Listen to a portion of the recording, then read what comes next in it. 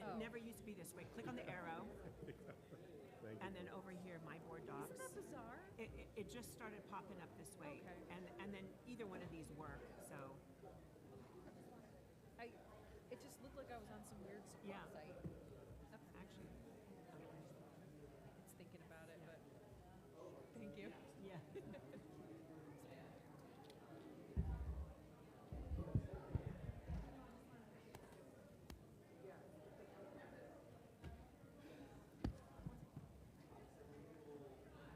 You know what's awful is at home, I keep it logged in, so I don't have to like First 100 days, log you in look and good. out. And I have the same issue as Nicole, so my email just stays logged Did in. you end up with your CDL after the truck Apparently driving it's bad. simulator? But it's been kind of nice.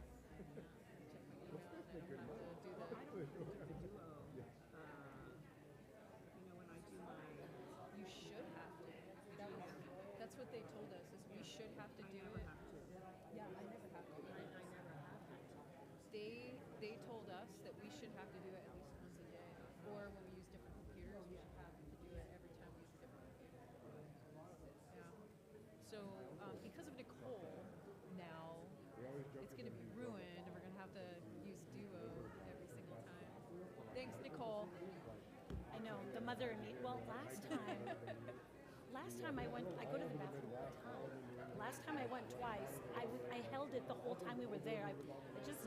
I didn't want to miss any of the conversation, but I was dying to use it. You know what? You can ask for a momentary break, and we can do that. Okay. Yeah, we've done that in the past. And I think last time I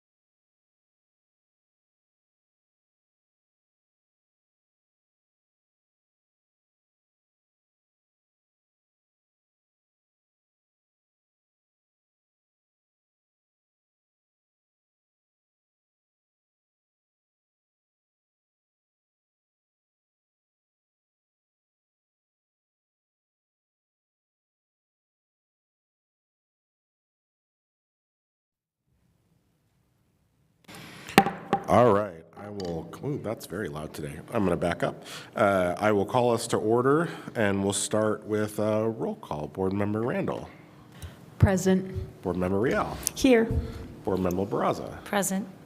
Vice Chair Bernal Morales. Present. And I am here as well. Let me call up Brian and Rebecca to lead us through the Pledge of Allegiance and then our land acknowledgement and the Pima mission moment. So if we could all stand for the pledge.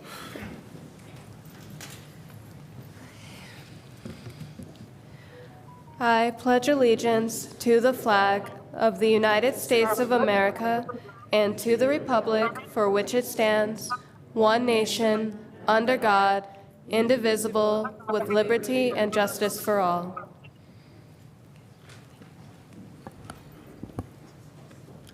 Pima Community College acknowledges that we are gathered on the traditional lands of the Tohono, O'odham, and Paskayaki peoples who have stewarded this land since time immemorial.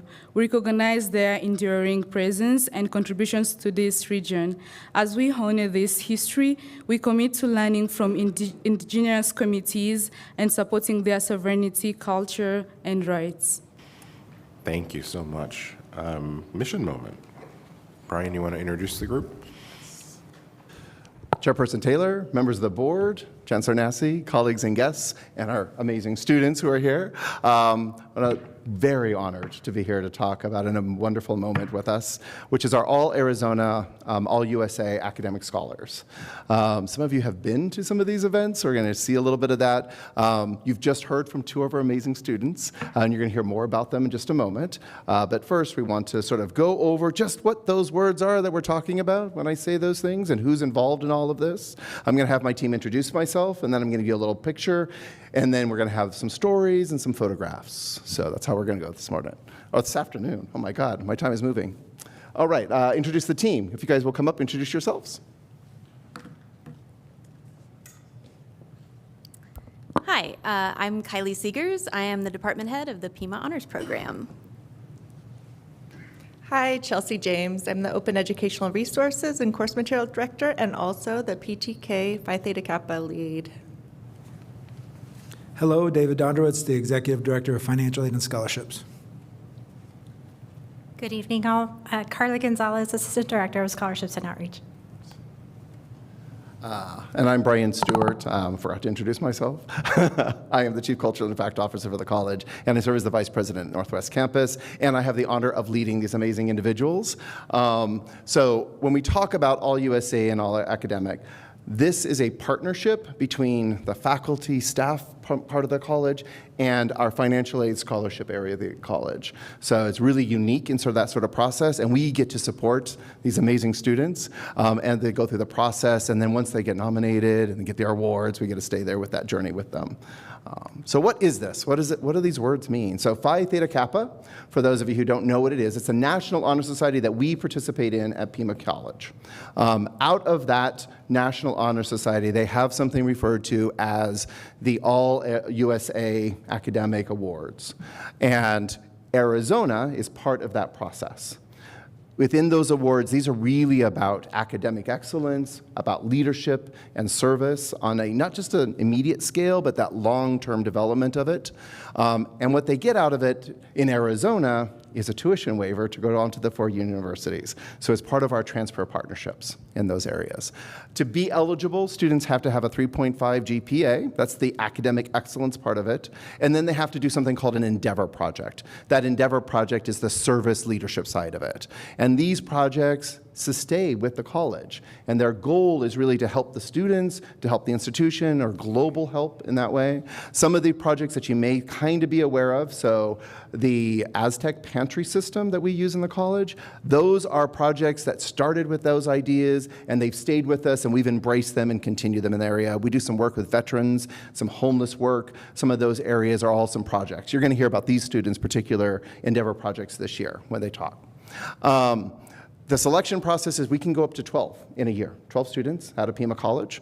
We try to divide it between all the different campuses and different locations. Then they get a chance to compete once we put their applications through at a state level and then at a national level. So at the national level, there's about 2,000 or so students that they're going to compete against, and they have the opportunity to be selected into the All USA team, which is only 20 students out of all of those students who go through it. But they still get recognized in Arizona even if they don't go on to All USA.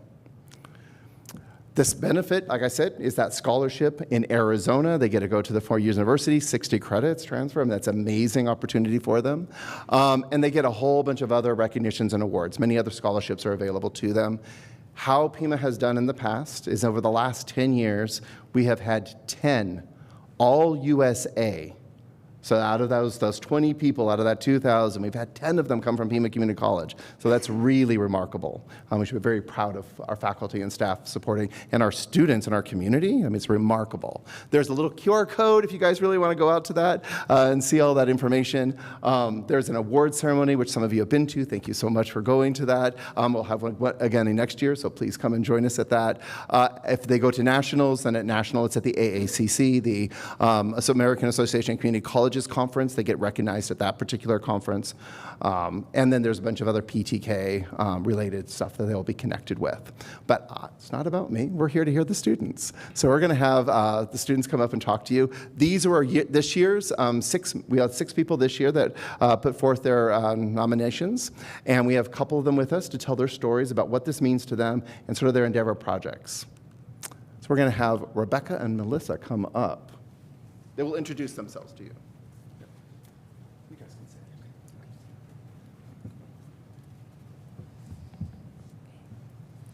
Hi, my name is Melissa Shaw. Hi, my name is Rebecca Ersile.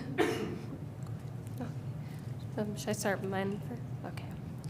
So I'm currently in my last year at Pima Community College before transferring to U of A, and I'd like to share my Endeavor project with you today.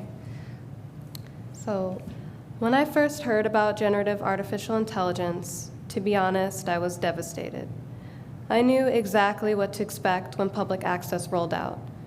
I wasn't surprised to hear shortly afterwards that abuse cases using this technology was on the rise. Coded bias, environmental impact, lack of respect for intellectual property, but those weren't my biggest concerns. Very adjacent to that is deepfake technology, which has soared in popularity and advancement since Gen AI's explosion in the market. It turns out, unsurprisingly, this technology is used to create non-consensual intimate media. It's called deepfake pornography, and it disproportionately affects women and children. As soon as my professor, Maggie Golston, announced her final research paper in Writing 102HC, I knew what I needed to write about. I titled that paper, Deepfake, Real Harm, Protecting Children in the Age of AI. I poured my heart and soul into what ended up propelling me into a greater position of enacting real, palpable change. Because it wasn't really enough. I felt satisfied with the finished product, and I was happy to spread awareness, but when was someone going to do something about it? I decided to present my research at a Phi Theta Kappa Expo, and I won the Most Informative Project Award and walked away with even more motivation because people actually listened to me. So in June 2024, I signed up to speak at an open board meeting at Tucson Unified School District. After my speech, I was invited by the Senior Director of Technology to join their newly formed AI Policy Task Force, and I've had a really wonderful experience ever since. It's really something to be in a room full of people who are just as passionate as you are. At the time I filled out my application, we were meeting weekly to draft guidelines for K-12 schools across the district, and we implemented them. We are now the first K-12 district in Southern Arizona to present an official AI policy to the board, which I helped draft and revise. The truth is, I consider myself an AI skeptic.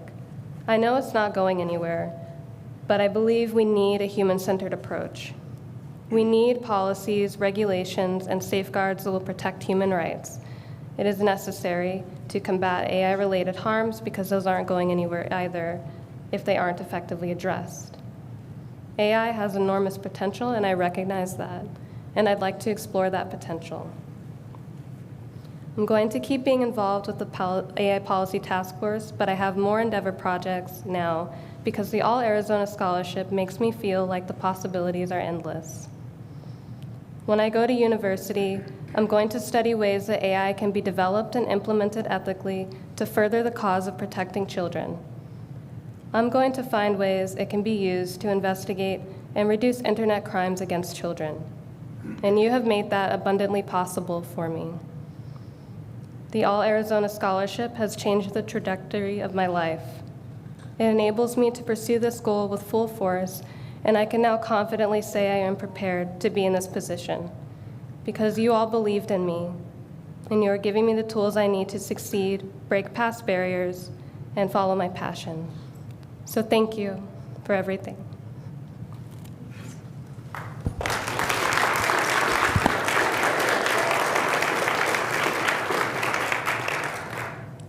Good evening, Chancellor, Chairperson, board members, Pima faculty, staff, and all the guests around. It's really an honor to stand before you as a recipient of the All USA Arizona Academic Scholar Award. My name is Rebecca, as I said earlier, and I'm grateful to God for being here tonight. I recently earned my associate's degree in liberal arts from Pima Community College towards communications. And I'm now at the University of Arizona pursuing a bachelor's degree in political science with a focus on international affairs. My journey up to date has been shaped through the experiences in a refugee camp, which continues to motivate me every day and fuel my desire to give back to others facing similar struggles. When I first started at Pima Community College in January 2023, I wasn't sure how to navigate the system, but every time I asked a professor or a student life coordinator for guidance, they directed me to the right resources. When I was going to my classes one time, I saw a flyer about Student Senate involvement and decided to ask for more information because I was really passionate about that and I wanted to get involved. And I still remember the first time I walked into Danielle's office, the student life coordinator for the West Campus at the time. When I asked her how I could get involved with the Student Senate, she smiled and explained the process. I expressed my uncertainty, telling her I was new to America and didn't even know where the Chancellor's office was. She smiled and she assured me, I'll walk you through the whole process. And if you're ready, we can do this. And that's how I began my involvement in many activities here at Pima Community College. I have had the privilege to serve as a student senate for the West Campus and the student governing board representative and worked as an assistant administrative of the Southern Arizona Technology Entrepreneurship Center. And I also served as the president of the Digital Media Club, and I presented at the Pima Arizona Undergraduate Research Symposium. And I also was part of the Sanskrit contributor for poetry. One of the projects I am especially proud of is my Endeavor project, the Bikepath Line Initiative. This project aimed to advocate for the creation of a designated bike path line connecting St. Mary's Hospital to the West Campus. The goal of this project was not only to improve safety for students commuting by bike, but also to encourage sustainable transportation options. After a lot of research, planning, and collaboration, I presented the proposal to the Pima governing board, and I'm thrilled to say that they didn't reject my proposal. They approved it, but they said they're going to work on it, though it's going to take time. So this bike path line, I hope it will help make transportation safer and more accessible for our entire student body. None of this would have been possible without the people who supported and encouraged me along the way. My family, mentors, peers, and professors. And I want to thank you all for believing in me and pushing me to grow. And I also want to say a special shout out to Kelly, the PTK advisor. She's here with us today. Thank you so much. I am really grateful because every time I reached out to her, she was always ready to guide me through all the process. I also want to thank all the campus vice presidents for being supportive of student senate activities. Dolores from the provost's office, she's always very encouraging. I also want to thank Riel. She was the chairperson when I was the board representative for the student senate. Thank you so much for your dedication towards student success. And I also want to say thank you to Danielle, my former student life coordinator, for helping me with my first steps into campus life activities. And to Dr. Diana Rep, a former Pima archaeology professor who volunteered her time to be my research mentor, for working with me through the entire process and always offering guidance and encouragement.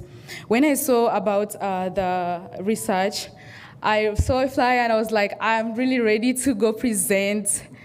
But I didn't know that there is a process that you have to go through to get to present a research. And when I talked to her, she was like, I think we can do this, Rebecca, if you're passionate. But there is a process, and she didn't turn me down. She had to explain to me all the process, and I was able to come up with a 30-page research about student integrity at Pima Community College, and I had to present it, so it was really amazing, and I'm so grateful to her. I also want to extend my deepest gratitude to everyone who supports Pima and higher education. Your contributions, whether through leadership, mentorship, or financial support, make a difference in the lives of students like me. Because of these opportunities I've had here at Pima, I have been able to start two nonprofit organizations that will work to aid people here in Tucson in various ways. And I'm looking forward to getting a mentor who can help me develop my ideas further. Thank you, Pima, for believing in students, for providing a place where we can grow, lead, and make an impact. I'm excited for the future and for the difference I can make because of the strong foundation I have built here. And I also want to share that the first time too when the Chancellor came to Pima. So we the students for the for the Pima Digital Media Club, we were going to interview the chancellor, and we had to send an email to his office, and he agreed to that, so we were really excited. It was the best moment of my life because I am so passionate about public speaking, and I was like, I'm gonna be the one to talk to the chancellor and interview him so that other students can be able to know him more. So thank you so much for, you were new to the campus, but you were able to really speak to us and welcome us. We also welcome you, but you were able to give us that chance. Thank you.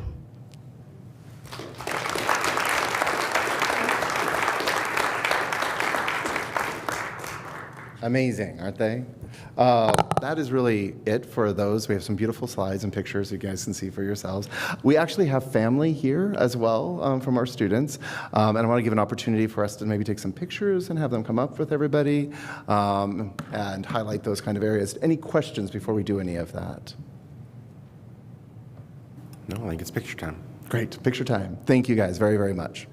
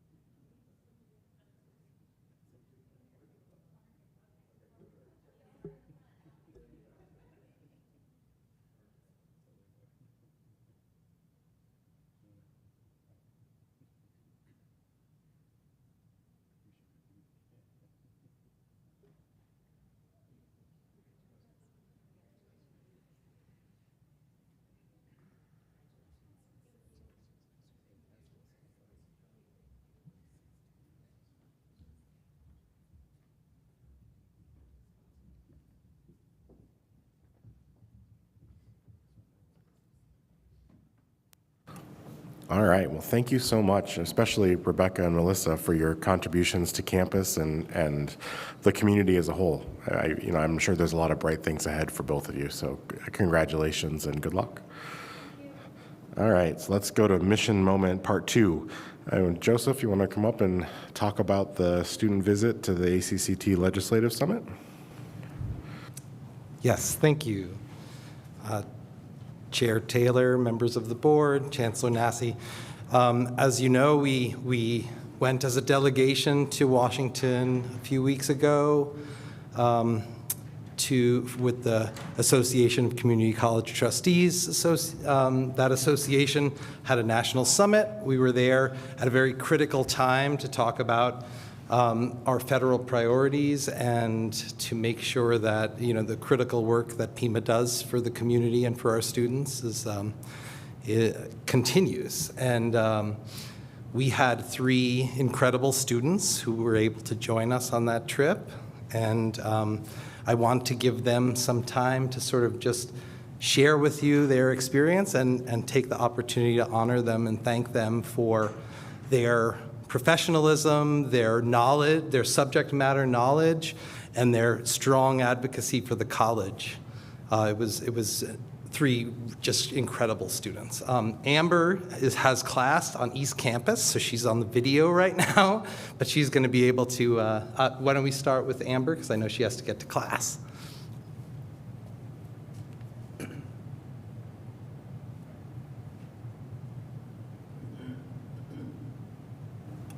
It looks like you're muted, Amber. If you're...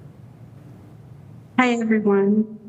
Just wanted to take a minute and thank the board and Pima Community College for having us take this trip to DC, especially during the time that it has been and everything that's been going on, to be able to go over there and see how hard everybody is working to be able to keep our programs going and keep everything the way it should be. Was an amazing experience, and being able to meet all the members of the board was an amazing experience for me. And I'm very thankful for the opportunity to be able to join you guys and be able to voice my story and have people hear how Pima Community College contributes to our community with these programs of the GED, IBES, et cetera. All these programs are amazing, and I am just so thankful for Pima Community College and the board. Thank you. Thanks, Amber. And Amber was an IBES student. She's doing a cybersecurity degree now, and so bringing a lot of an example to our elected officials of some of the great things we do at the college, and sharing her ambition and all of her accomplishments. Thanks, Amber. Lulu Mendez. Hi, I'm Lulu. Thank you, everyone, for showing up.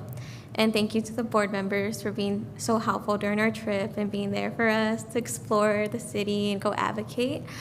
And thank you to everyone working at Pima Community College. This is a big campus, like campuses everywhere. This is a huge place, and it's helping so many students. And to be able to get the opportunity to go to DC and advocate that Pima's working, like we're helping our students. Our students are getting somewhere because of Pima and programs in there, such as our Pell Grants, we have TRIO. And it was important to me because Pima's helped me to where I'm at now. If it wasn't for, I'm in TRIO currently. If it wasn't being in TRIO, if it wasn't being at Pima, I wouldn't be here today. And just getting to share my story to the representatives and tell them that like, hey, it's like working, like we need these places for us. Like this is not just like money getting thrown around, like we need this. And it was really eye-opening, not even just like seeing the big hustle bustle of the city, like it's different compared to our little town here.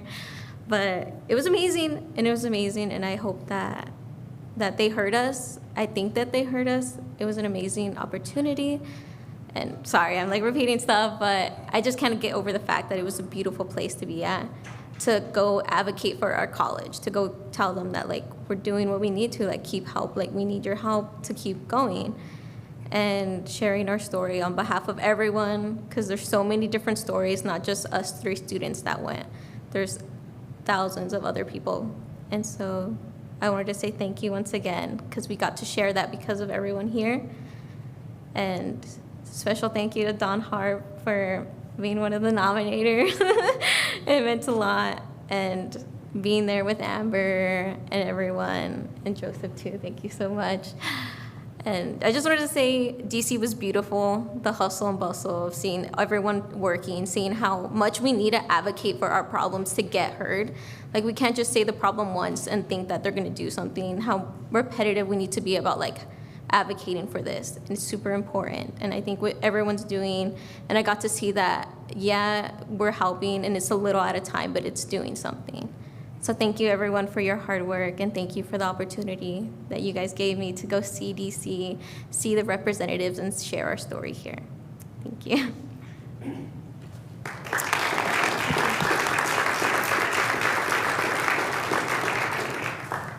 And Lulu is an amazing advocate. She went through the TRIO program. She's in the TRIO program currently, and she is an amazing advocate for that program. We got Congressman Siscomani came to his staffer came to campus around the holidays, and we showed her around the TRIO program, and Lulu was one of the presenters there also who really drove that. And so her ambition and her talent is really impressive. Simada, who was our 3rd attendee, Wednesdays really don't work very well for her, and so she wasn't going to be able to make it, but she did ask me if I would read something that she wrote, so I'm going to just share that with you now. The opportunity to visit Capitol Hill and advocate for our community was truly unique and unforgettable experience. Stepping into a new environment filled with passionate leaders and change makers was both inspiring and eye-opening. I had the privilege of meeting incredible individuals who share our commitment to making education accessible and ensuring the safety and well-being of our communities. In a time when the current political landscape can feel overwhelming, witnessing a large group of people come together to advocate for education gave me a renewed sense of hope. Hope that despite challenges, people across the nation are dedicated to ensuring access to education, lifelong learning, and opportunities for all. One of the most meaningful parts of this journey was the people I met along the way. I am incredibly grateful for Lulu, Amber, and Joseph for their support and the time we spent together. It was an honor to have the governing board and the chancellor take the time to get to know us, reinforcing their commitment to our safety and success.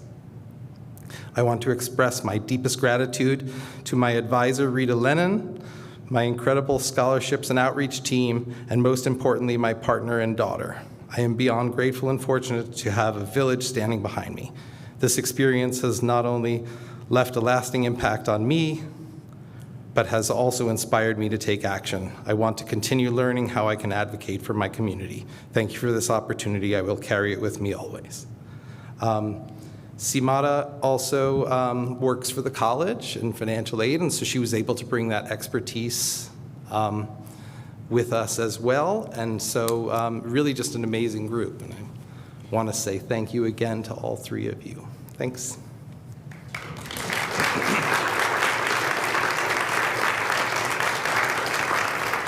Well, thank you, Amber, Samana, Lulu, Joseph, for your guidance and showing everybody around as well. But, you know, as much as our elected officials, I think, are fine with talking to any of us, they're super enthusiastic to talk to the three of you. So, you know, every year we're able to make this trip. The students who accompany us and you all were amazing.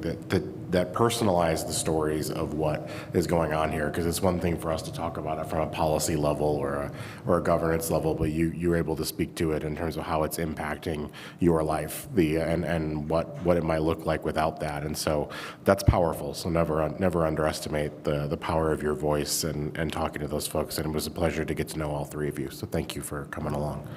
Any questions or comments for everybody? Joseph, all three of the students work at the college, right? So they're all also giving back to our current students in different aspects. So Amber works, I can't really remember, will you share where the Lulu and Amber work also? So Amber is working actually under an HSI grant with doing student support. Is that right, Amber? And Simara in financial aid. And then you want to share your... I work with Trio as a tutor for ETS, and I'm currently working at my old high school, so I'm giving back not only to the community college, but my old high school as well that helped me shape me. And it's nice. I love it. Thank you. All right, any other questions, comments? No? All right, thank you so much. I appreciate it. Thank you.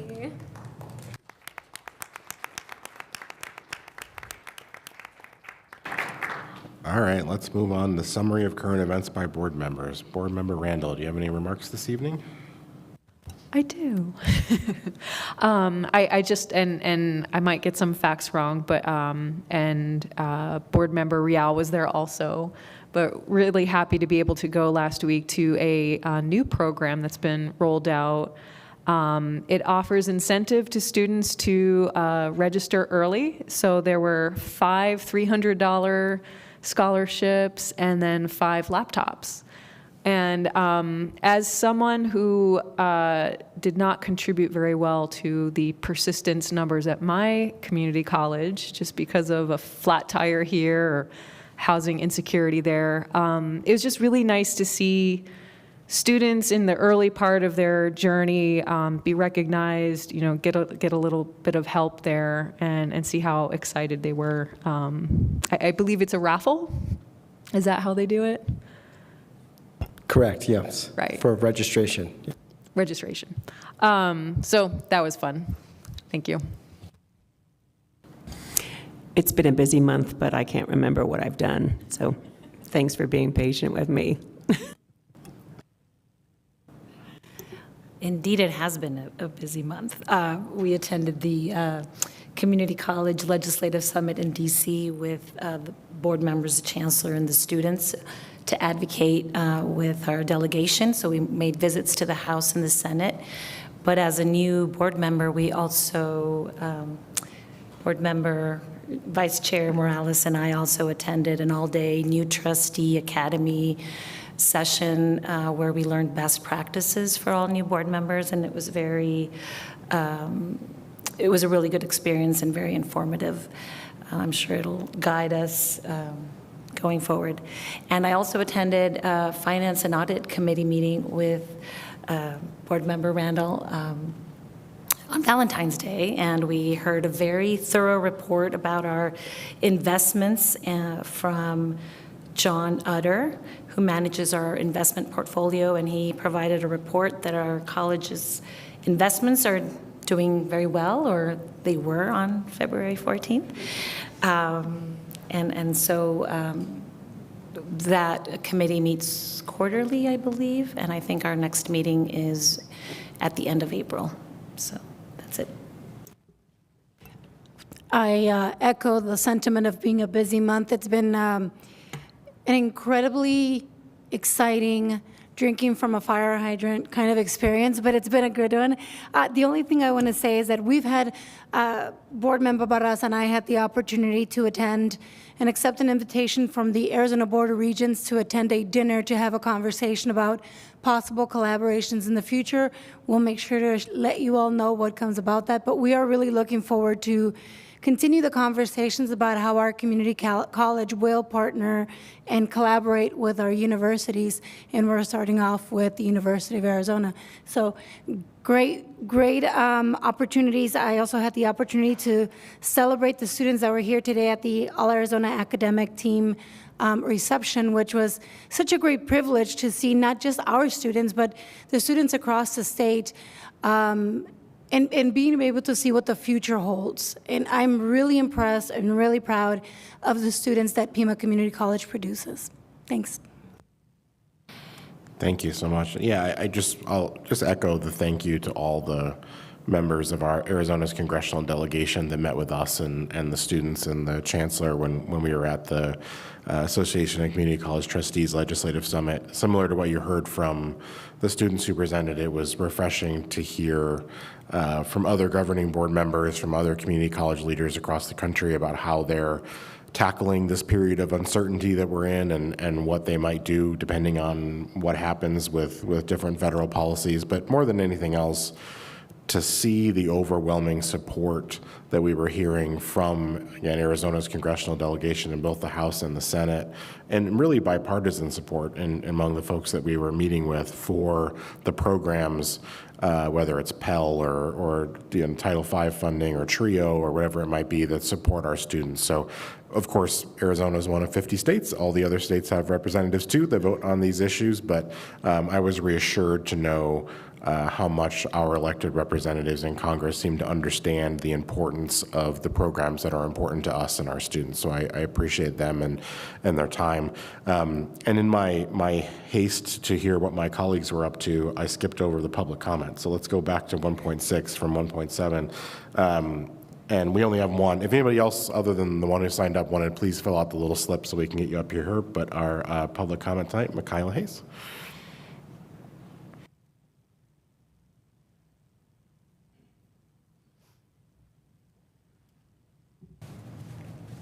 Thank you. I didn't even notice the switch up. You'd think I would, but I didn't.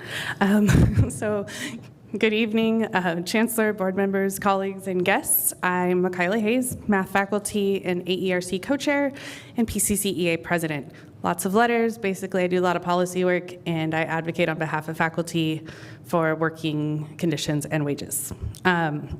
I have a lot of thank yous this month.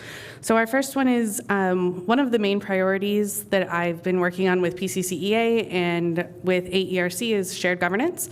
And so I feel like we've made some good strides towards it. We're still working towards that written definition at some point, but we did have a conversation about communication with the chancellor, and that was great to have, and thank you for including us in that conversation. And I've had conversations with our now acting provost about communication and importance of shared governance and all of that. So things are going really well in that area, and they're not the only administrators that I've seen that kind of active movement towards shared governance. And it's been really nice from 5-6 years ago. I feel like there's a lot more of a spirit of collaboration to get things done as partners. I'm looking forward to upcoming changes with streamlined communications and processes and making things make sense and make it easier for people to get information that they need. And I appreciate the partnerships we've had with deans and other administrators besides the chancellor and the provost as well, to make sure that we have a more consistent faculty experience throughout the college. Also, speaking of federal uncertainty, I did have a couple notes on that. I've been really proud of the work that Pima has done so far leading up to 2025 on expanding opportunities to all the people within Pima community. And I look forward to continuing that great work and just making sure that we can continue to track these things, and I hope that the federal government will make that easier for us to do. I appreciate the administration kind of putting together some FAQs to support faculty as we do our work and as we support students, and I'm sure as staff support the students as well, it's helpful for them. So I appreciate that ongoing work.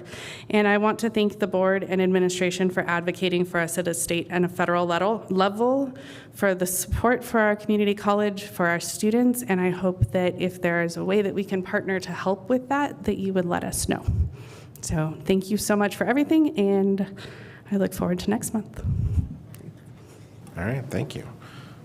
Just one last double check if there's anybody else that wanted to jump into the public comment list. No? All right. Well, let's move on to 2.1 then, the administration reports. Phil, you want to come and do the Chancellor's goal update on improving communication?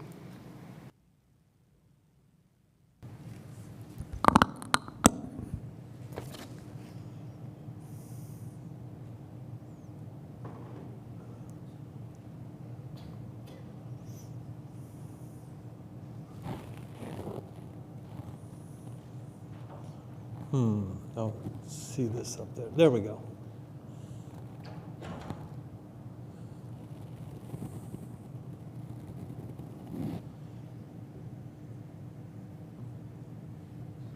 Great.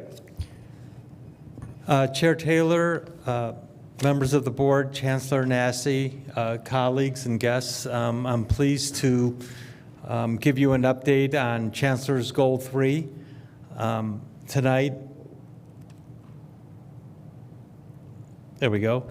The product of which is in front of you tonight in the form of a report by Chancellor Nassy for his first 100-day listening, learning, and leading tour. As you might expect, it was a long 100 days for the Chancellor and for the college, frankly. 113 events, over 3,000 people attended either events or had meetings with the Chancellor, 31 business meetings, 26 listening, learning, and leading sessions, as well as athletic and cultural events. It was, I think, a good introduction for the Chancellor. It was a good introduction for the college to the Chancellor, and I think the report that came out indicates that people felt like they had a voice, and that was really important as the Chancellor started his work. And so this report has now been distributed electronically internally, and we're distributing it externally. There was Chancellor Nassy was able to go before the Rotary just a week ago and present this report, so we're continuing the conversation. This is certainly not the end, but the beginning. As you see in the report, there are 5 themes, and there's 2 of them that I want to kind of give you a progress report on. One is improving the application and onboarding process. The other one is improving internal and external communication. So regarding the application and onboarding, we're already beginning work to redesign the PCC application. We got a lot of feedback. The Chancellor got a lot of feedback that it's too hard to apply and enroll at the college. We need a simpler system. We need a system that is more intuitive and that gets people through the process faster. We also heard that the website could be improved, so we're already in the final stages of redesigning our website program pages, and once we have templates done, we'll have those available for you to look at and comment on. The registrar's office, one of the recurring themes that we heard is that it was hard to get in touch with the registrar's office at some points, and so the registrar's office has now fanned out, and they're now on all 5 campuses for in-person service. Same thing with financial aid. We've also increased their in-person presence on all 5 campuses. So I guess what that says is that we heard you, and we're already starting action on some of the recommendations. With regard to internal and external communications, the chancellor is now on the board of the Sun Corridor Tucson Metro Chamber Board. They recently merged. He's also part of the school superintendent's quarterly meetings. So again, continuing that conversation that he had with superintendents through his first 100 days. And then internally, through the work of Tina Neal and Irene Robes Lopez, they surveyed and convened focus groups on how we can better improve communications with both staff and students, filling out a survey, getting their input. And with through Teaching and Learning and Kate Schmidt and that area, they put together a stakeholder group to identify barriers that have barriers to better communicate with faculty. That stakeholder group also includes a lot of communications faculty, so we're tapping in on their expertise and insight. And finally, last month, the chancellor convened the first faculty and staff communications roundtable, which includes a lot of the stakeholders from the different areas of the college. And so I think all in all, the report is out, and that's great. I think the next step now is putting a lot of those recommendations into action. And so I think the report that's before you is a great roadmap into what we have to do. We have a lot of work to do, but I think what you get from the report is that Pima Community College is really valued in this community. And I think I really appreciate the people and the stakeholders, both inside and outside the community, who made that very clear to the chancellor. While they may have some suggestions and have some issues, they really care deeply about the college. And I think that message is clear throughout the report and through our actions going forward. Happy to answer any questions that you might have. Any questions, comments? Yeah, go ahead. I have a question. This is great. I love it. I love having it in physical form. Are we going to be sharing perhaps a link on our social media channels for younger people that might not access it the same way that we are? Yeah, we've already done some posting on that. If you go to the chancellor's page on the website, it's posted on there. And so we'll distribute it electronically. We're also going old school and distributing real printed copies, especially to stakeholder groups. Somehow it's different holding it in your hand than just buzzing through it electronically. So we'll do both, but it's a good suggestion, and I'll get folks to post it again. I just have a quick thank you to Dr. Nassi.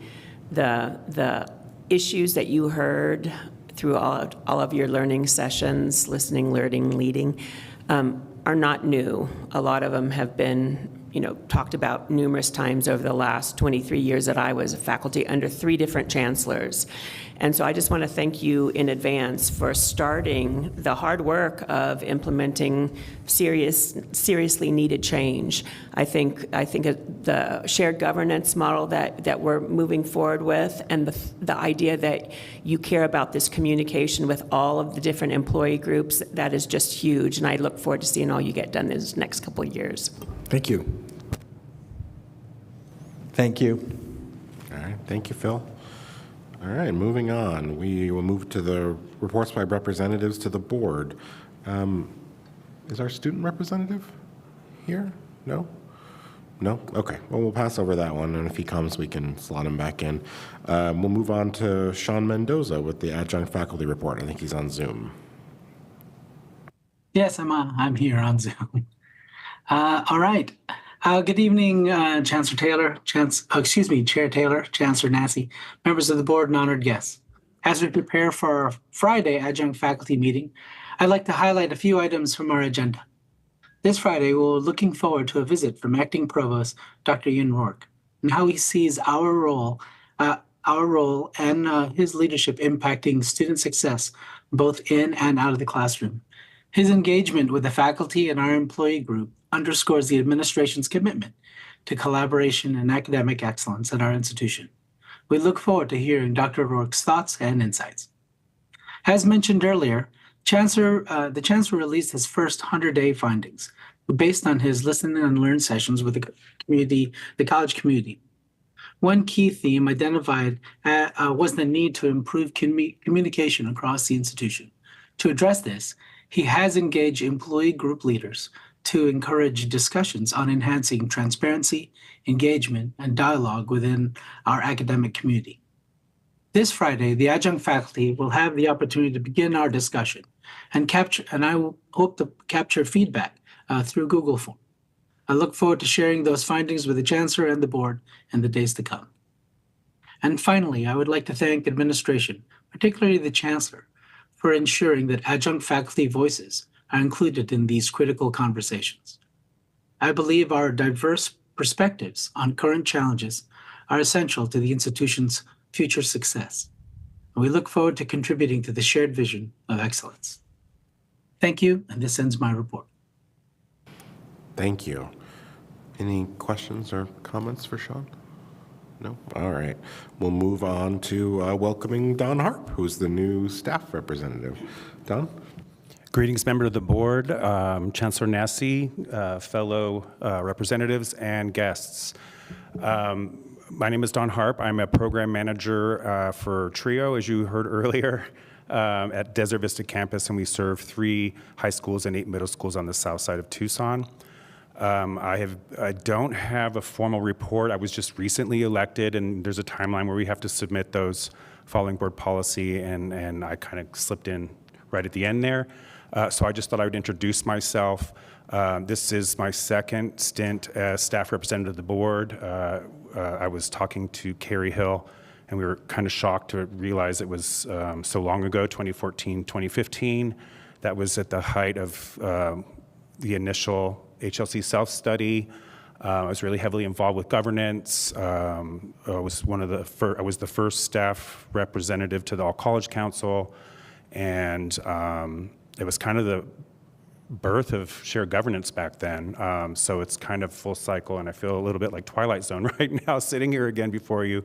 I want to thank the members of the staff for nominating me to staff council first, and then very quickly nominating me to represent to the Board of Governors. It's a position I take very, very seriously. I will be in this position till June 30th, 2027. So I ensure you that you will have a staff report every single month in a very timely manner. And I also promise to staff that I will take what I learned from the board meetings back to staff council so we can distribute that amongst our staff. Thank you so much for this opportunity. Thank you, Don. Welcome. All right, and now we move on to the faculty report from Rita Lennon. I have to give you a new title. How about the Honorable Rita Lennon this time? I like that. There we go. Just kidding. Hello, everyone. Chair Taylor, members of the board, Chancellor Nassy, esteemed guests and colleagues, and I have to also, hello, representatives. I can't wait. Last month I was not here and our student representative was, and now we're flip-flopping. So one day I'm going to get to meet this person.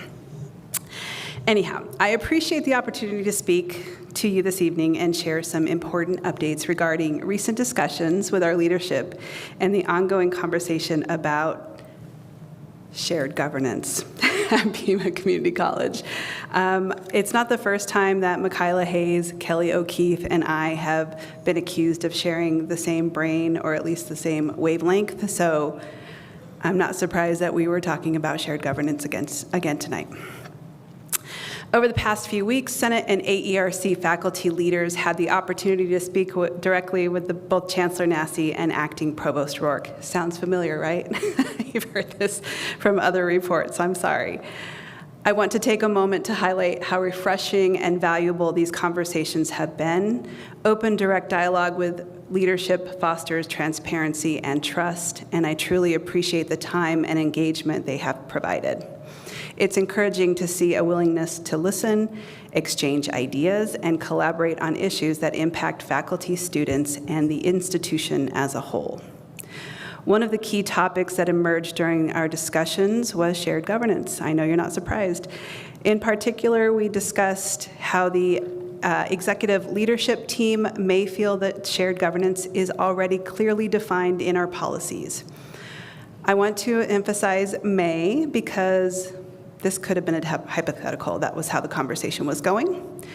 While I appreciate the perspective, I also respectfully disagree, or at least raise the concern that shared governance is not consistently implemented across all units of the college. We ended the conversation agreeing that the definition of governance and shared governance would ensure consistency. When used effectively, shared governance allows us to make informed decisions quickly and efficiently, ensuring that all perspectives are considered without unnecessary delays. A great example of this is last year's restructuring of the faculty leadership model. In this case, faculty and administration worked together to navigate necessary changes, and because shared governance was applied correctly, we were able to make timely decisions that support both faculty leadership and institutional goals. Our work here is not done, and we need to take the time to hear from department heads about how the model is working or not working for them. This demonstrates that when governance structures function as intended, bringing together the right voices at the right time, we can move forward with confidence and agility even when facing complex challenges. When major structural changes occur without broad employee involvement, it raises concerns about whether shared governance is being practiced as effectively as it could. A prime example of this is how the first iteration of AP 3.25.07 was developed without all stakeholders at the decision table. My report got cut off. There we go. Sorry.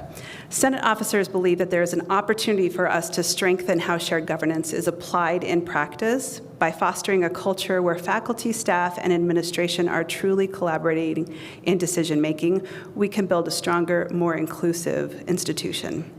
I look forward to continuing these discussions, however, also finalizing the work needed in this area so that we can have discussions about other topics, and working towards a governance model that is both clearly defined and consistently applied. As a college, we need to strike a balance between actively collaborating with stakeholders to solve problems versus simply identifying concerns and expecting others to resolve them. Shared governance, well, I have a definition, but I will leave that for my report next time. I don't want you to, I want to leave you with a cliffhanger. So this concludes my report. Thank you. Thank you for leaving us wanting more. Any questions or comments for the Honorable Rita Lennon? No? All right, thanks. Move on to the Chancellor's report. Thank you, Mr. Chair, Vice Chair, members of the board. Thank you so much. Always a pleasure. Our esteemed guests, faculty and staff, colleagues. I just want to, I want to begin my report by recognizing our students that were here this evening. You know, the Arizona All-Academic Team, I was with Vice Chair Bernal Morales at that event. It was amazing to see those students. And I really think it speaks to quality, right? The quality of education here at Pima Community College. And you heard it from the students themselves that they would not have had that opportunity if it weren't for the great leadership, people like Kylie, Dr. Brian Stewart, all of those teams, their faculty and staff supporting them to make it possible. And wow, you know, brilliant students going on to do great things in the future. Likewise, the students that we got to spend time with in Washington, D.C., I think really talked about access, right? And that these students all talked about that pathway. We had Amber, who started in adult education and is now getting a great degree in cybersecurity, and what the college has meant to these students that is so critical. So I think it speaks a lot to our mission. I always, during the Chancellor's report, want to touch on the Chancellor's goals, the 3 goals. The first one being our Higher Learning Commission. I know we had the team speak to in detail on what we're thinking about for HLC, and I want to reassure the board that that work continues to make sure that we're following up on those areas of concern, and we're always thinking about our accreditation. We have the Higher Learning Commission conference later this spring. And they're making some changes too, and so it's important we stay attuned to what are the best practices in higher education going forward. In terms of enrollment and persistence, as of the last enrollment report, we have 606 more students than we did at this time last year, right? So it's pretty significant growth just in terms of raw student body, and they're taking more credits, right? More college credits as well. Increased 6% as compared to last year. So again, I think it's the hard work of this team to really keep more of our students, engage more of our students, right, and bring them into these great opportunities that we heard about. That's the reason we call it the mission moment. So we continue to do that. And you heard Phil talk a little bit about communication, right? That's always kind of an infinite game to get better at communicating, but it's been great to talk directly with faculty, with staff about their concerns, and how do we get more orderly, sequential in terms of communication across the organization to ensure we're all rowing in the same direction, if you will. A little bit on federal policy and executive orders that, of course, are impacting higher education. We continue to carefully assess those directives and implementing necessary adjustments. Of course, we will always want to be fully compliant with the law, and at the same time, of course, maintaining our commitment to our community. Earlier this month, the U.S. Department of Education issued some guidance around non-discrimination obligations, and certainly we're looking at those and reviewing those policies. Importantly, we have frequently asked questions for both faculty, staff, and students that are available that can provide any guidance, and of course our leadership team is working through those issues as well. We have had some level of reorganization at the college, as we heard last time. Our provost, Dr. Duran Cerda, who served us well for many years, is announced her retirement, and Dr. Ian Rourke has stepped into that role as our acting provost. And there are some other things happening in terms of a vice provost of academic affairs and a vice provost of academic operations that we are actively searching for. And so we continue to try to align our organizational framework with our mission to ensure we're doing the best that we can. And just in terms of public engagement, you talked about being a busy month, for sure. Lots happening. As Phil mentioned, was able to engage the Rotary Club, who has raised some great money for us in terms of our Pima Start program. And so it's great to have a really supportive community to make some of these programs possible. Wonderful visit out to the Center of Opportunity at the Gospel Rescue Mission, and some of just amazing work that our programs are doing to support unsheltered individuals and give them a permanent opportunity for great work. And in fact, at the American Association Community College Conference, we'll be presenting on that model of helping some of our most vulnerable community members get great employment opportunities through the college. And so just great work. And then also yesterday, I had a chance to go to the Tohono O'odham Community College out in Sells, Arizona. It was a really eye-opening trip for me, and we, of course, have had a long partnership with them, and we'll continue to provide opportunities for the students out there at TOCC. And it was really a great visit. And then, some fun stuff. As you know, coming from Florida, I got to be in the Tucson Rodeo Parade with our Pima Community College Police Department and some others. And it was a fun event, and of course celebrating our engagement and cowboy hat and cowboy boots for the first time. I should have brought a picture for the board, but it was a lot of fun. But again, community engagement, right? We are the community's college. One of the things I was able to visit with Superintendent Jose Gastelum at Sunnyside School District. We had a great visit, went out to 2 of the high schools there, Desert View and Sunnyside, and one of the outcomes of that is Dr. Duran Serta actually is leading a project to build a summer bridge program specifically for Sunnyside School District. So how do we get more of their graduating seniors to Pima Community College? And so part of that will be building a program over the summer where they can be engaged with the college and take classes. And so I'll be excited to bring that back to the board, but we are initiating that project for this coming summer is our aim. And so those are just some of the things that are happening. You know, I've talked about the spring enrollment. We are quickly pivoting, right, to the summer enrollment, and the fall. And so the team is gearing up and what things we can do to continue to build that bridge to our programs. I'm happy to answer any questions. And that ends my report for this evening. Any questions? No, go ahead. I would definitely like to see that picture with the cowboy boots. Yeah, okay, we'll get to you. Cowboy hat picture, check. All right, any other? No? All right. The threes are all information items, so please take some time to read through those and familiarize yourself with that information. Moving on to section 4, are there any consent agenda items anyone wants to pull before we move it forward? I would like to pull two different sets. I'd like to pull 4.1, 4.3, and 4.4, just because the minutes aren't complete, and I didn't look at them in a timely manner, so I don't have all of those additions. You know, I looked primarily for the things that I said to make sure I was quoted correctly, and one says, Board Member Riel said. So I'd like to... You were quiet in that moment? Right.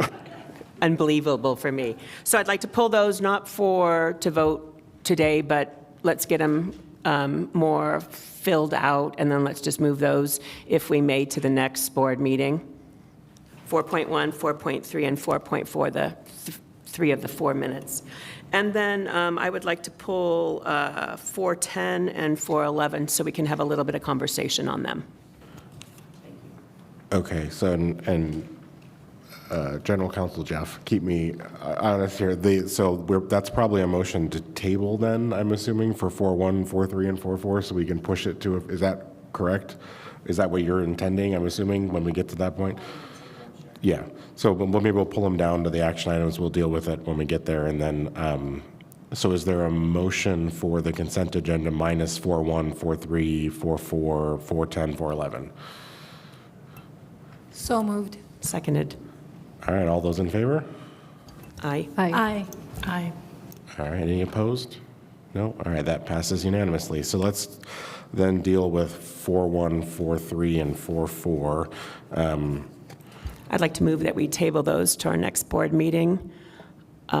Just there's a few areas that I think important information just didn't get into the minutes. I know it's a lot of talking, and I should have been better at paying attention to them in advance. I didn't get that done until late last night, early this morning. All right, I'll second that and keep my Robert's rules. Do we vote on that one, or is it just a motion second that it's tabled? I'm trying to remember because that one was different. Just take a vote on it. Okay. All those in favor? Aye. Aye. Any opposed? Aye. All right, unanimous to table that one. All right, and then let's move on to 4.10 and 4.11. Then maybe start with 4.10. Was there a particular question or? I will move that we pass both of these, but I want some discussion, so that's why I didn't want them to be on the consent agenda. Okay, I'll second that one then. And then, is there someone who could talk to us a little bit about those two?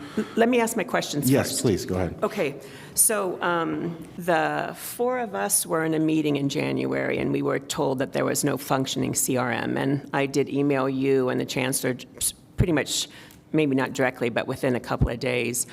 And I remembered that I thought it was January, but it was actually in March of 23 when all of us were talking about a different motion, but Maria had asked, well, do we have a CRM that we can make sure that these monies are spent? It was for advertising, but the monies were spent. And Greg, you at the time were on the committee, the External Relationships and Enrollment Management Committee, so you mentioned in those minutes that you had been told that there was one. And then we also heard later from Phil Burdick that it was in like piloting phases, but it would be fully functioning by the fall.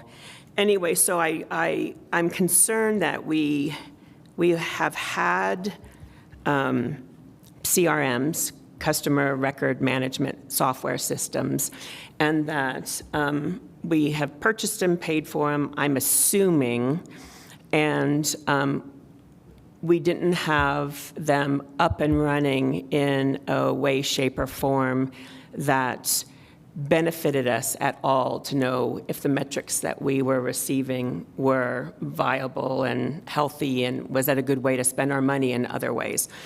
So then I did get an email back from the chancellor, thank you for that information, but you know me, I had to look at it myself, and so I went through the last 3 years of board meetings, and basically we spent September, prior to 2015, 2015 to 2020, I didn't look into those, how much we paid, but September 2022, we spent about $150,000 on one that it said in there it was a customer record management system. In March of 23 was our meeting that we were assured it was going to be up and running for sure by fall. In 2023, by the way, that was when we stopped having the external relations and enrollment committee report to the governing board. Maybe that's something that we might want to think about again. Then in October of 2023, we voted on and passed a $1 million CRM system that would go for the next 4 years. That was Carasoft Element 451. It was a student application, customer relations management software, et cetera.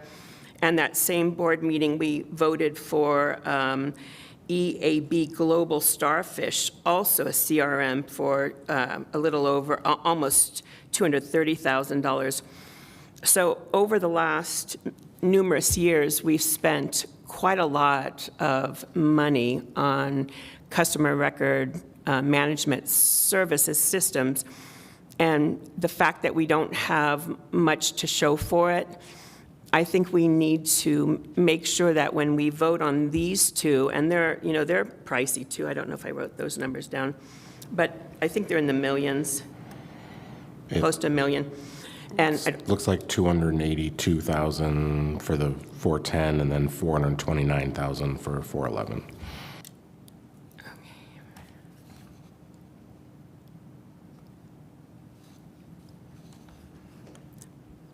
Okay.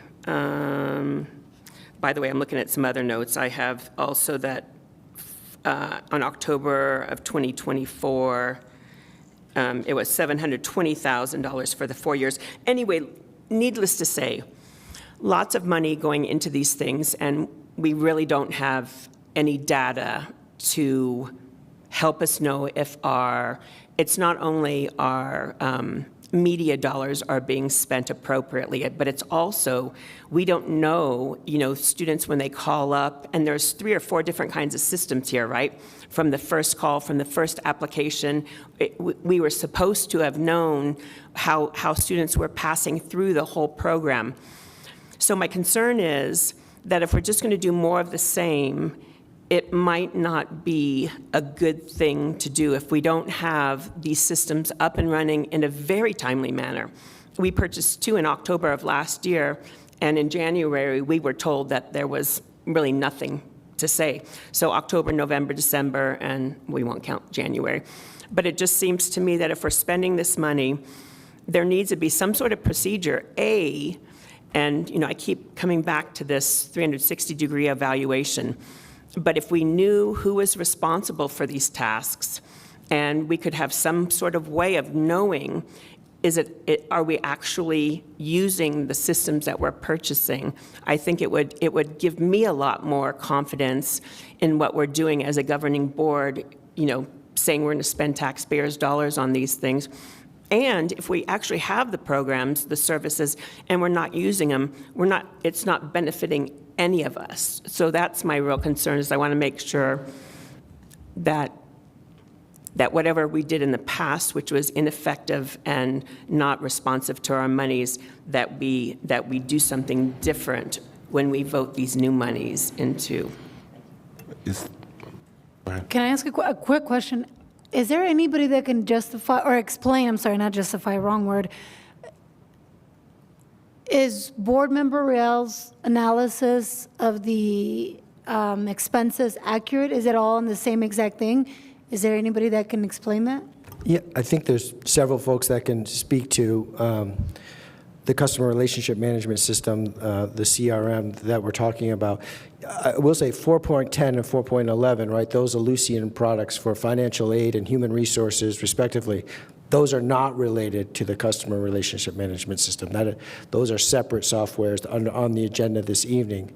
But certainly, we can talk, going back, obviously, I can't speak intelligently about 2023, but certainly, we'd be happy to sit down with the team and go over. I agree, though, of course, any software that the college purchases, right, we should evaluate efficacy and make sure that it's working, that we're getting something out of it. To that end, so I agree, but those particular items, are not part of the customer relationship management system, being discussed. But certainly, happy to go back through, right, and say, hey, what software programs that you referenced, Carasoft and the like, and what are we getting out of them? And I know we've provided you a couple summary, Board Member Real. But we can sit down with the team and really get into the weeds on that and kind of go through that as well. And I know on 4.10 and 4.11, respectively, for this evening, we're prepared to discuss, what we think what we're expecting out of those products that the board is reviewing this evening. Teresa, you want someone to come talk about these two products and how we're going to use them? No, because I moved to vote in the favor of them. Why I pulled them is because I think that we have done the same thing in the past. We were told in our March 23 that the CRM was up and running and it would be full force, or that's just the gist. And then the four of us were told in January that we didn't have a CRM system. So my concern is, what's a policy or procedure that we can ascertain that when we purchase these things that they are up and running? Now, by the way, when I was faculty, we purchased something, and Nick Richmond is here, she'll remember possibly what the name of it was. We purchased some system to do the SLOs. We thought it was going to work, and it didn't work. So we ended up purchasing something else, if I'm not mistaken. And that was over 2 or 3 years, right? But what I'm saying is we purchased these systems and they haven't been functioning, and that concerns me. I don't want us as a board to be moving to purchase more things if we're not actually going to use them. So what's the policy procedure? Can you guys get back with us to tell us what is, like, when we purchase something like this, what's the timeline that is acceptable? I'm thinking 3 months, that's a lot of days. I wish it had been implemented already, but am I spending this energy being upset about something that is just status quo, that sometimes it takes more than a quarter? No, we'd be happy to come back to the board with an update on the software purchases, for sure. And along with that, and I guess what I was trying to say is, I guess maybe we need to have a better understanding of what different systems are in place for CRMs, for financial aid, or for HR, because I want to make sure that I have make an educated decision. If a system I don't want to make a decision about what I think is a financial aid CRM when it's actually an enrollment CRM or just in general customer service CRM. I apologize if I'm not articulating what I'm saying. I just think there's different CRMs in place within the college. So making this decision today, I feel comfortable with it. I just want to make sure that Board Member Real and everybody else understands that there's different CRMs that are in place in different areas within the college. All right. Well, we'll have some follow-up on the software and Let me just ask a yeah, question please. of Vice Chair Morales. So my concern is the ones I spoke about in the past that we purchased, the four of us were told that that one wasn't working. The student CRM wasn't fully functioning yet. Where the prior board, we were told it would be fully functioning by fall of '23. That's my concern, right? I want to know what the procedures are for making sure that the things we buy are implemented and actually working, so we know we're making the best decisions with our marketing dollars. Thank you. All right. Any other questions or comments? No? All right. All those in favor of 410 and 411, say aye. Aye. Aye. Aye. All right. I'm an aye as well, so those pass unanimously. All right, let's move on to item 5.1, the academic year 25-26 tuition and service fees. So I know, Dr. B, you wanted to present a little bit before we moved in any action on that one, so the floor is yours.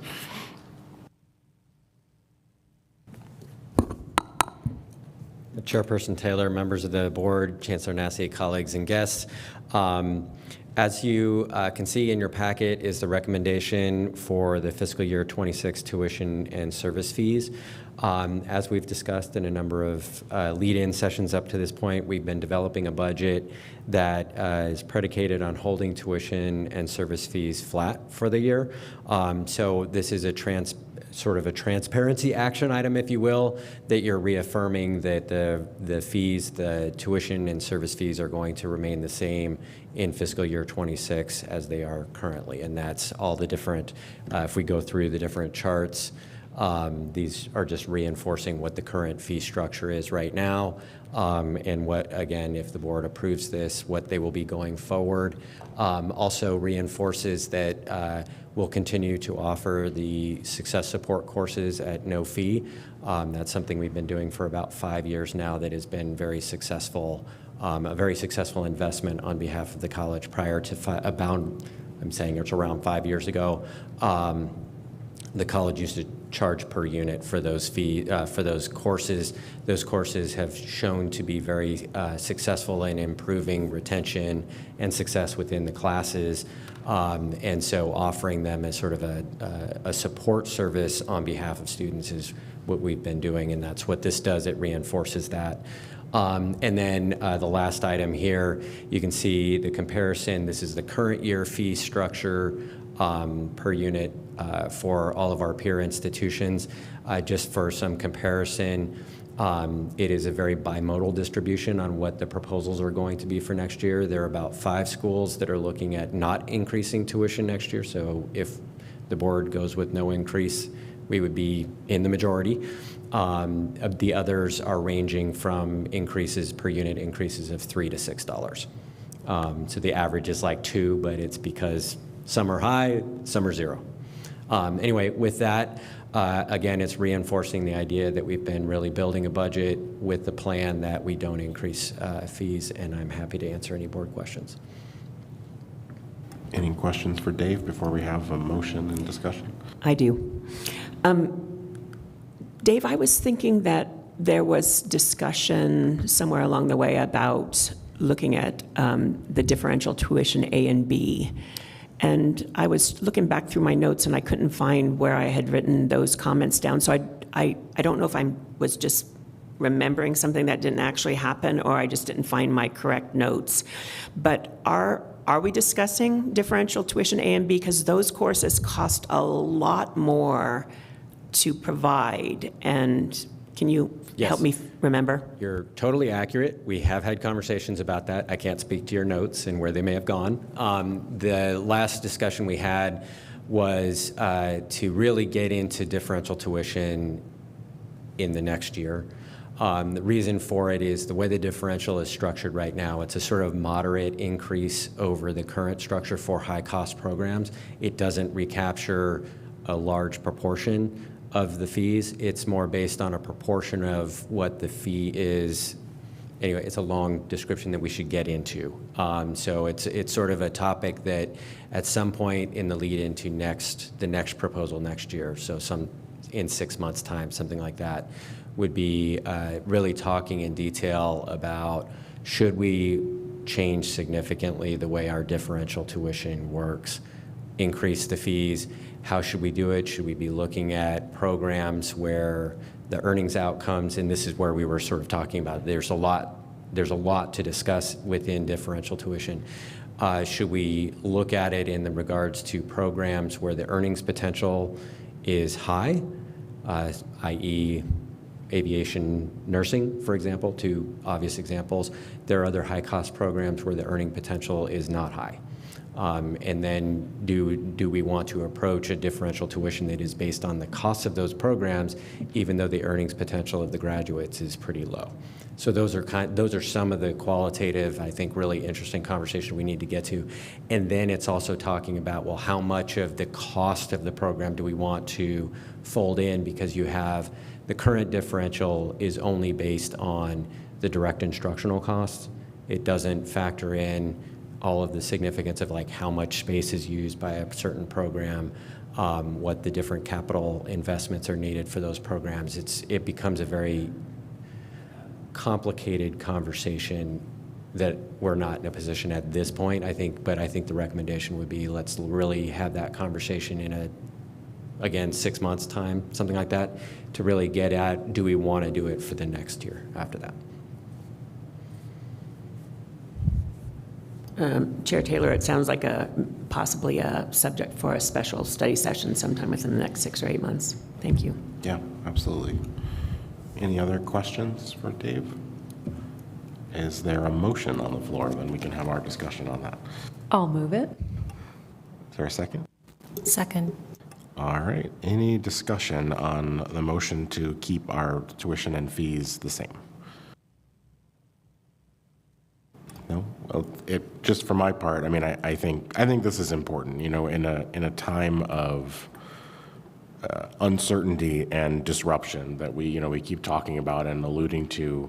I think having some consistency for our students and their families is important, where we're not asking them to contribute more in a time when we're not sure what's going to happen with Pell or TRIO or any of these other programs. So for what it's worth, I think this is the right decision for our students and for the institution. So unless anyone has any other comments, I'll call the vote. No? All right, all those in favor say aye.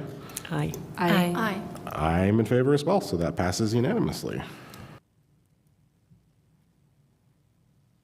And all right, last 6.1, request for future agenda items other than the one I just heard from Teresa around differential tuition, which we'll say was in that section.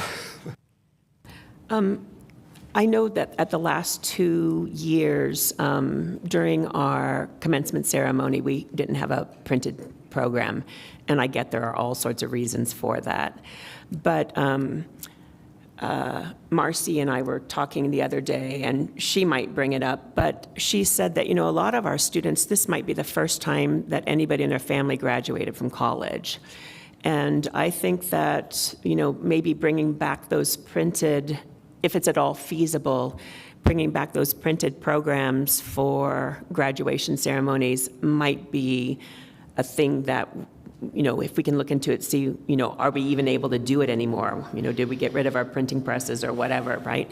So that's one thing I would like to have a discussion on. And then the other thing is I would like to know a little bit more about the financial documents that we get in our board pack. And so maybe I can just meet with Dr. B, or maybe you can share something with all of us. But I noticed that in that, it was section 3.1, our administrative personnel slice of the pie went up almost $500,000. And we cut two of our biggest paid positions, the president of campuses and then the chief of staff. So I'm concerned, not concerned, I'm wondering like how things like that happen, how our administrative salary, personnel salaries goes up, even though we cut those two big slices of the pie. And then contractual services went up 2.4 million and other expenditures went up 1.4 million. And I mean, I know that they're all, valid expenses, but I think it would be better for us to know when we go to vote on the budget, if we know what those other expenditures are, and just so we can be better prepared. That's coming up. When do we do that? In June or in January? But the sooner the better to start educating me at least. So I would appreciate maybe another study session on the whole budget and what all, I mean, I know in the back of that pamphlet it says what they are, but to go up, $2.4 million, that seems like a lot of money. And I would like to know more. Yeah, we'll definitely have budget discussions, especially leading into June when we come back and talk about tax rates again. So yeah, for sure. And then, I mean, if the commencement thing needs to be a board agenda item, we can, Sure. or if there's some way to just follow up and figure out. But if the board needs to take action for some reason, let me know. We can put it on there too. All right. Any other future agenda items? No? All right. Thank you so much. Is there a motion to adjourn? Do we move? Do I just adjourn? So moved. All right. Second. All right. We're adjourned now. Thank you.